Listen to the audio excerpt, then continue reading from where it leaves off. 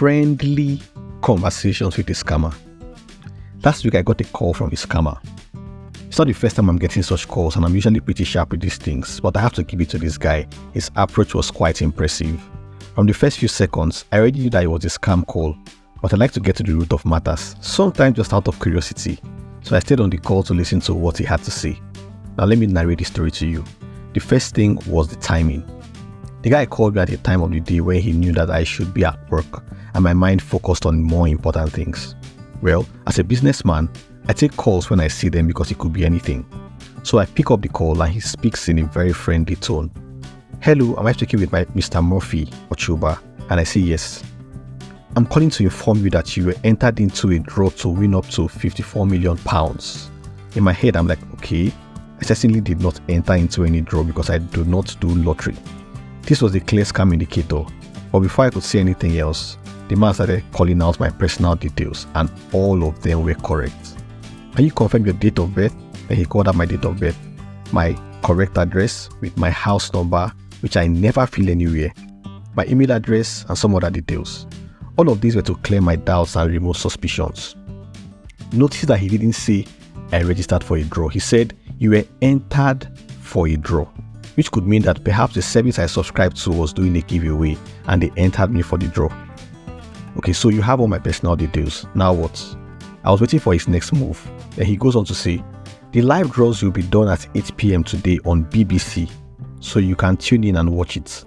Obviously, BBC is a reliable source, so this was supposed to add credibility to his statements and make me even less suspicious. Next thing, pick any 5 lucky numbers from 1 to 50 for the draws. I did call out 5 random unrelated numbers because I know the game. However, the average person may call out sensitive details among the 5, which the scammers can use if they were trying to hack into your account. So this was him asking me for my favorite numbers without asking directly. For context, some banks use numeric codes for authentication. The next thing he asks is, when you win the money, what bank would you like to put it into? Then he immediately went ahead to give me options from among the popular banks, and sure enough, the 2 banks I used were listed among his options. His question was not direct like, what bank do you use? That would have been too suspicious. By asking his question that way, the aim is to trigger an imagination of winnings entering into your account and distract your mind from the fact that important information is being collected from you. I went ahead to mention the bank. Then he went on to ask the next question. Your bank identifies your location with a set of numbers. The numbers begin with ABCDXX. Please give me the last 2 digits. This was the point I ended the call. I had better things to do, plus I'd heard enough. The reason why I decided to share this story is to create awareness about the fact that scammers are coming up with new and improved techniques. They are upping their game, and so should you. Observe the progression. Calling at a time of the day when my mind is focused on more important things to catch me off guard. Possessing my personal details and mentioning BBC News to clear my doubts and suspicions. Then asking me for my lucky numbers, which could give them an idea of my favorite numbers that may be part or all of my secret codes. Then asking what bank I would like to put the winnings instead of asking what bank do you use. The winnings are supposed to distract you from the main issue. Everything was properly arranged such that you would not realize you were being scammed until it's too late to retract. This is how people get hacked. This is how people lose access to their WhatsApp or social media handles. This is how people's accounts get drained. Understand that one of the main reasons why scams like this can work is because people are greedy. Greed makes gambling thrive. Greed helps lottery schemes to thrive. The desire to make quick money overnight puts you at risk of becoming a victim, so beware. Some lessons. Number 1, as long as you use the internet regularly and sign up to services on different websites, anybody can have your details, so that shouldn't fool you. Be on your guard at all times.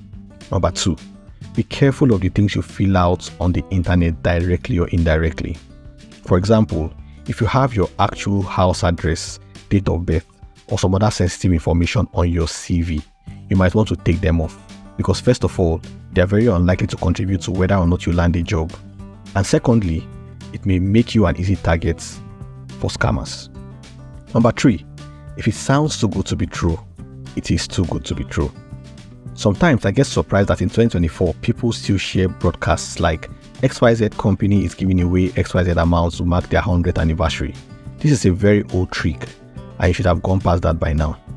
Number 4, avoid using the same passwords everywhere. Yes, I know this is quite difficult because you're probably signed up to more than 20 different services or websites, but you should at least consider changing your passwords regularly. One major rule I follow is to always ensure that my Gmail password is different from every other password I use, because if you ever lose access to any service, your Gmail is usually your recovery option. And number 5, scammers always have a sense of urgency. They just keep going without a pause so that you do not have to think about your words. They will say things like, you need to act fast, or this offer is only valid for a few hours. Always remember that nothing is that urgent, especially when you can't verify it. To wrap up, I'll tell you a short story. A dog held a bone in his mouth and was strolling by a river. He looked into the river and saw his reflection. In his delusion, he thought that his reflection was another dog with a bone in his mouth. Out of greed, he opened his mouth to collect the bone from the other dog, and he lost the bone he already had with him because it fell into the river. This story is not about dogs. Make of it what you may. Have you had any personal encounters with scammers? What did you learn from it? Share your thoughts in the comments. Subscribe and hit the bell icon to stay tuned. It's been a pleasure connecting with you today. Thanks for listening. Have a lovely week ahead. Be on your guard and keep being amazing. See you on the next note. My name is Murphy Namdi Ochuba.